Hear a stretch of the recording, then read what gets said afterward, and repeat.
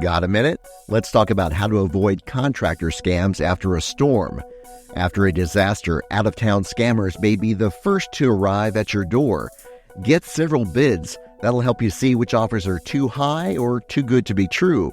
And those bids should be in writing, on company letterhead, and have a phone number and address. Be sure to check those references. Read every document carefully before signing. Scammers may try to get you to sign a contract by saying, "Oh, it's just an estimate."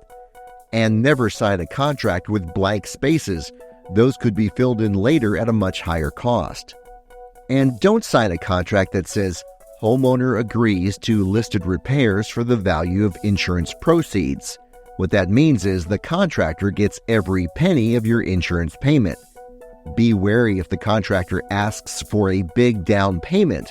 After a disaster, it's against the law for out-of-town contractors to ask for payments before they begin working. It's also against the law for a contractor to waive your deductible.